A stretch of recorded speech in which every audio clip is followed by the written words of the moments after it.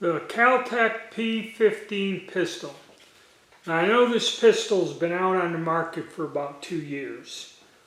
This is the third Kel Tec gun that I personally own. Well, not really personally own. I bought the P-17 22 pistol, and my nephew bought whatever the 22 Magnum carbine was, and he allowed me to test fire it and do a video for content on my channel. And I have shot some of my friends' pistols, the P-11s, and that in the past. And Kel Tec, can't say I'm a fan of theirs. The reason I bought this is because when I see a pistol, Kel Tec stuff, you know, the MSRP isn't cheap on their products. It's a US made product. And when I see a $480 gun going for 230 bucks, well, guess what? I gotta get it and check it out. Okay, and most of the videos that came out 2 years ago, a year ago, I guess probably that's the thing about Kel Tec. They like to do like the Furbies and the Beanie Babies, like advertise a new product right before Christmas, limit the supply, get everybody worked up and wanting to buy them, and then, you know, wait a year and then make the product available in quantities. That's my opinion. I can't really say whether they do that or not, but it seemed like that. So when I looked at these different videos of these people, and there's one guy that went and talked to the man who designed the gun, the owner of the company, and he still gave the gun praise. One thing that happened is the slide release would fall out of the gun or move. Unlike the last round, the magazine would hit it, the magazine floor plate, and push it out, and then it would lock the gun up. The gun wouldn't function. One fellow did an in-depth thing with this pistol. I mean, he even does a video where he takes every single part out of this gun. He had issues with the frame.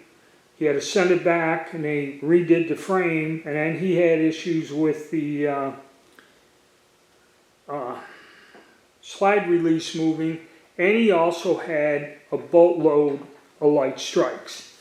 And it wasn't the ammo, because he took the ammo and put it in another 9mm pistol and it all fired.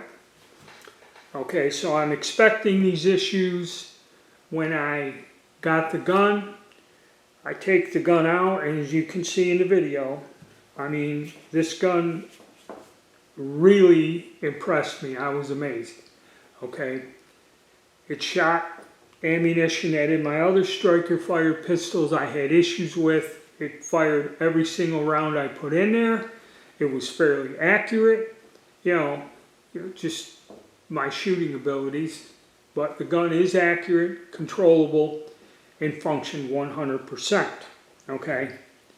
Until we had an issue, but I'll get into that later in the video. So to me, I was seriously impressed, and I'm going, why are they selling this gun at such a discounted rate? Okay. Now, most complaints that people had were, and I'll get the camera in, and the other complaint people had was the texturing on the grip here, which is pretty aggressive. And a lot of them complained it hurt their hands. I didn't feel that, and to make things clear, part of my issue is the sensation of my hands. I've worked all my life. Yeah, I could feel the texturing. I could feel the grip when I fired it, you know, digging into the skin on my hands, but 150 rounds, it didn't bother me, all right? So that's just me.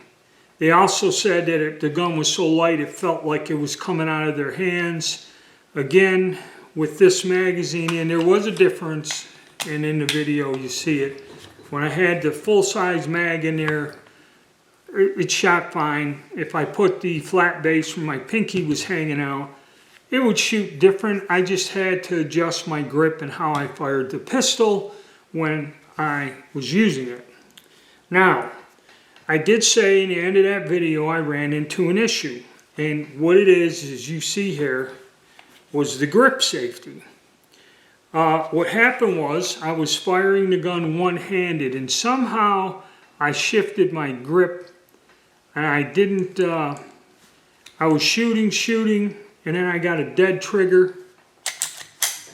And when I went to pull the trigger, I didn't realize it didn't come up, and I had an AD because I still had my finger on the trigger because I was going right along. All of a sudden, I just get a dead trigger right in the middle of like rapid firing. I didn't like that. Now, some people, okay, and I'll take you to a clip and show you what happened.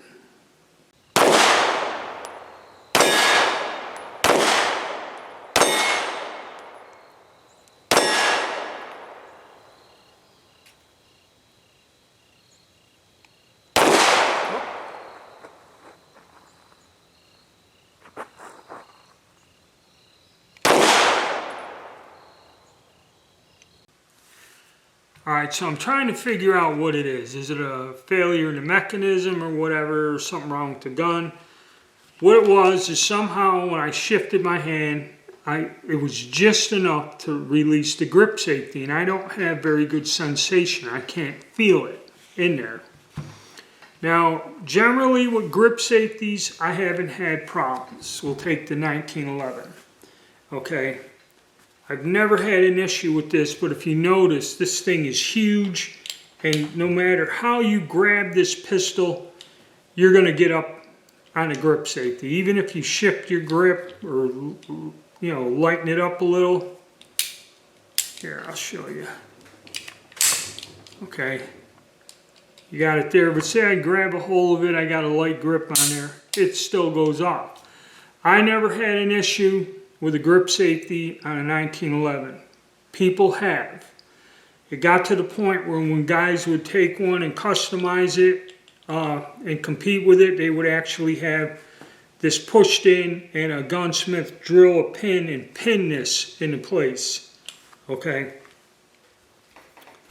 So my issue with the grips is with the grip safety. Okay? And I went and fired another box of ammo, just trying to test it out. I mean, I went through a lot of ammo shooting it, and I'll show you.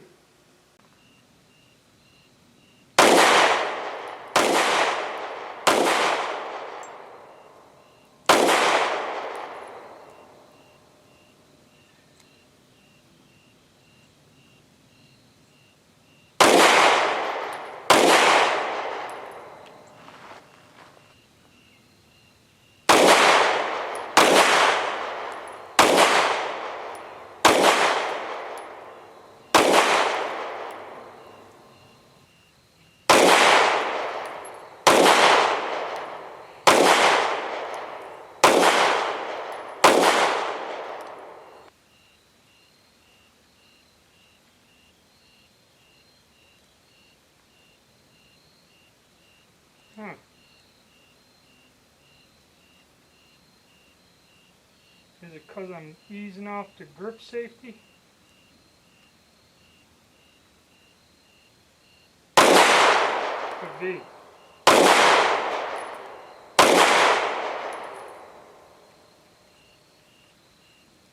Yep. That's what it is.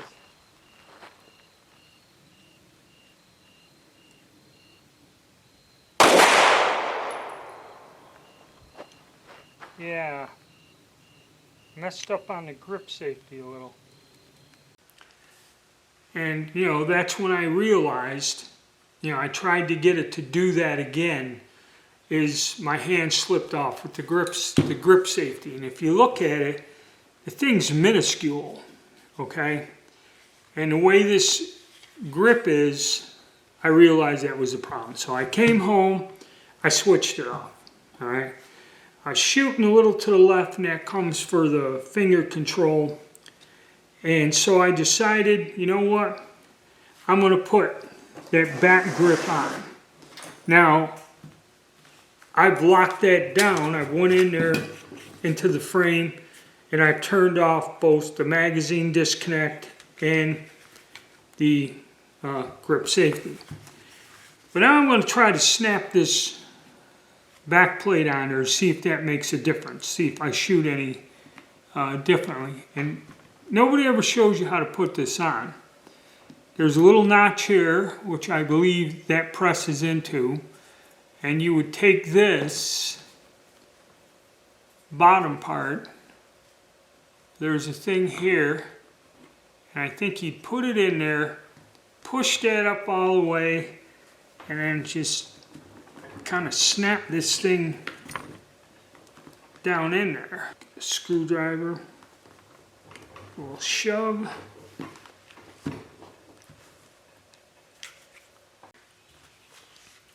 Yeah, and that's what it was. I had to take the fine little screwdriver and just stick it down in there, give it a little persuasion, and it snapped back in.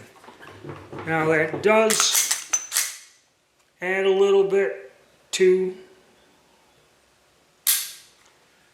the pistol, and I'm going to go out and shoot this again and see if that helps get my position of my finger on the trigger and see if I can shoot this a little more accurately.